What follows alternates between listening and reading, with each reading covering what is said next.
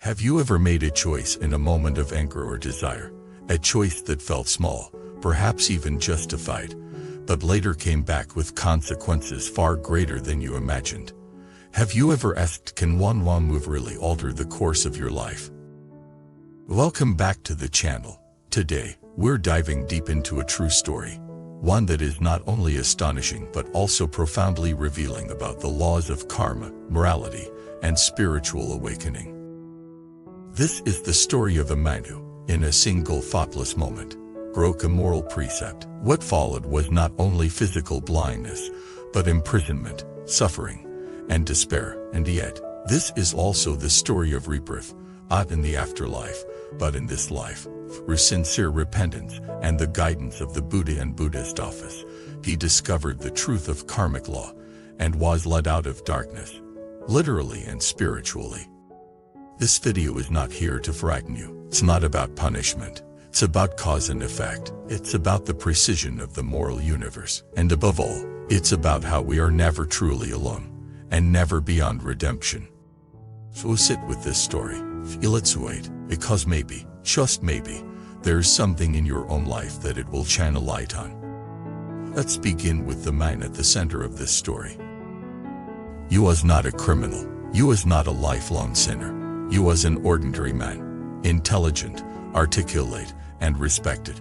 You was a practitioner, someone who had even listened to Dharma teachings. He knew right from wrong, and yet, as with so many, the mind is not always consistent. Temptation crept in. One day, in a moment of weakness, he broke a vow he had once taken seriously. That single act, that single moment, set off a chain of karmic retribution more terrifying than any punishment a human judge could deliver. Soon after, he began experiencing severe headaches, his vision blurred. Within weeks, he was completely blind. Doctors found no obvious medical cause. Every test returned inconclusive. His suffering was real, both physically and emotionally. Unable to work, isolated from friends, and filled with shame, his life spiraled and came legal trouble. Details are sparse, but what's known is that he was convicted and imprisoned. From being a respected man to being in prison, blind, and forgotten. Was it coincidence? He himself later said, "This is not misfortune, this is karma, and karma is just." In the isolation of prison, he began to remember teachings he had once heard but never truly lived. He began reciting the name of Guanyin Bodhisattva, the Buddhist offer of compassion. At first, it was mechanical, habit, something to pass the time. But over weeks and months, something changed.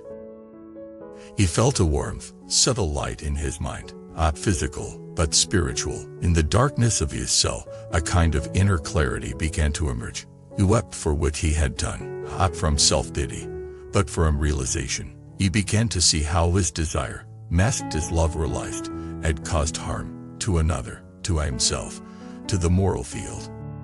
And in that sincerity, a miracle began.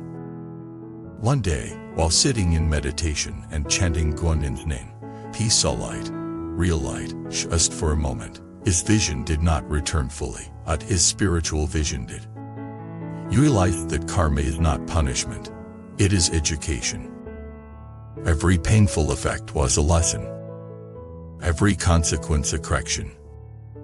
And the pain he endured was not arbitrary, it was exact. He said, "The precepts are not cages, they are shields." That line stayed with me, because many of us think morality is about control, rules, restrictions. But what if morality is not about limiting joy, but preserving clarity? What if breaking a precept is not sin in the religious sense, but a fracture in the harmony of the universe and of your own mind? In his time in prison, he transformed. He began teaching other inmates, not preaching, just sharing, about how a single thought, a single choice, can lead to lifetimes of pain or peace. He reminded them, and all of us, that awakening is possible even in hell. And that's the part that moves me most. Because we all have our own prisons. For some, it's addiction. For others, shame. anger, regret, self-doubt. Just as Lee chanted in his cell, you can chant in your pain. Just as he saw the face of Guanyin in the dark, you can find light in your despair. And just as he walked the path of redemption, so can you. Let this story be a mirror. To make you fearful, but mindful. To burden you with guilt, but to awaken you to responsibility. You are creating karma right now. With your thoughts. With your speech. With your actions. Here is the gift: karma is fluid. It's not fixed. Every moment of awareness plants new seeds. Every act of compassion and its harm. Every vow you keep, especially when it's hard, builds a force of goodness that protects you beyond imagination. The man in the story was not doomed. Either are you. He turned his downfall into a path. He turned his blindness into sight. He turned his prison into a temple. And now his story lives, not as a warning, but as a beacon. So ask yourself, what vows have you broken? What regrets do you carry? What truth are you ready to face? And more important, what new karma will you create today? Later. This is the path. This is your life. And this moment, this very breath, is the gate. Do it. Walk it. Transform. Thank you for watching this video. If this story touched something in you, share your reflections in the comments. Let's hold space for each other's humanity. Not to judge, but to support.